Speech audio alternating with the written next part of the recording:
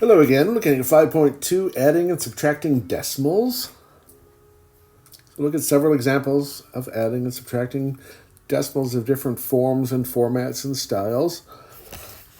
Here's our first example, 848.25 plus 28.42. What we'd like to do when we have problems with decimals is make sure we have the decimal points lined up vertically.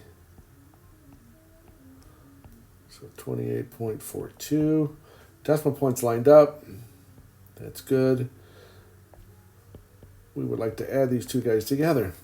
And we'll add those like we added previous things with just whole numbers and integers. 5 and 2 is 7.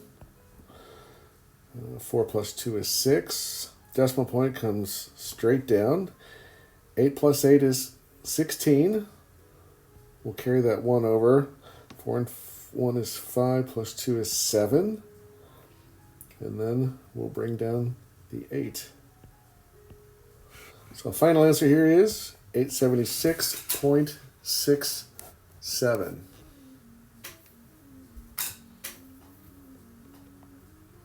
Look at the next example. Two smaller numbers written in horizontal form. I'm going to write those in vertical form though. For me, that's the easiest way to solve these. Again, it's important that we line up the decimal point though, 4.248. Add those two together. 8 plus 8, 16. Write the 6, carry the 1. 4 plus 1 is 5. 2 plus 0 is 2. Bring down the decimal point. 4 plus 1 is 5. We have 5.256. So that's our final answer for that one. Next problem, number 3. 1, 2, 3, 4. We have 4 add-ins. We add those together. I'm going to, again, do this vertically. We have no decimal points, 2, 3, and 4 decimal places. So I'm going to write the first one as 19.0000. So I'll put all the decimal points in. If there's no value there, we'll put a 0. Then we have 4.2100. We have 0.1460. And then the last one is 0.3877. So writing them like that allows me to have a better visual. And I would like to add those together. 7 plus 0 plus 0 plus 0 is 7. In the tens place, we have 7 and 6, or this would be the tens, hundreds, thousands place. 7 and 6 is 13. So we'll write the 3 down and we'll carry the 1. 8 and 4 is 12, plus 1 is 13, plus 1 is 14. So we'll write down the 4, carry the 1. We have 3 and 1 is 4. 2 is 6, 7. Bring down the decimal place. 9 and 4 is 13. Carry a 1. And we have 2. So we have 23.7437. And that's your final answer for that guy. Next problem. Moving into subtraction. 8.46 minus 7.406. Now when we subtract, you have to be a little more careful.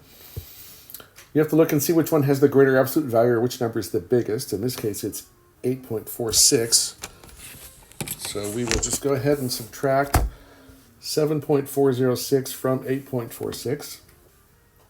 Again, I'm going to write those vertically. So we get 8.46. There's 3 decimal places in the second term, so we're going to put those there. Minus 7.406. Again, you need to make sure the decimal place or decimal point is lined up. So the first one, we're going to take 6 from 0. Well, we can't really do that. So we're going to borrow 10 from over here and put those here in the ones column. 10 minus 6 is 4. Next, we have 5 minus 0. That's going to be 5. Next, we have 4 minus 4, which is 0. Bring down your decimal point. And then 8 minus 7 is 1.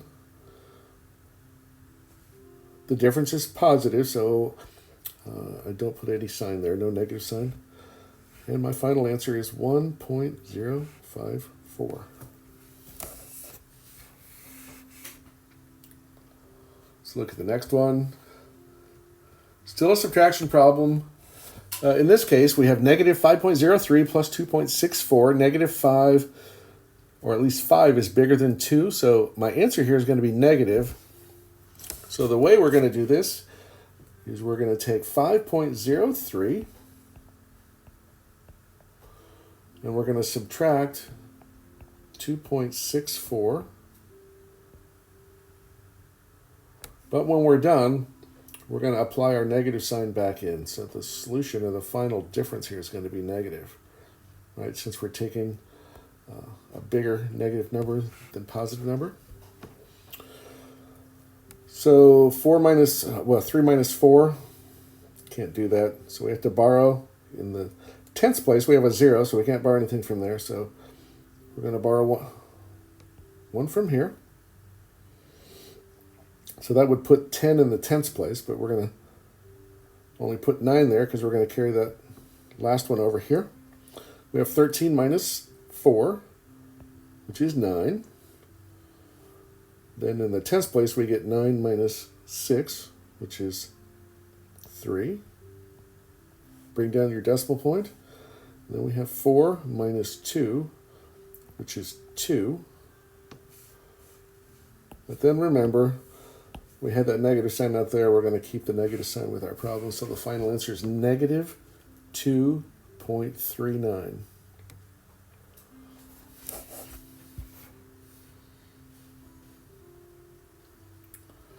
And we'll look at one more problem.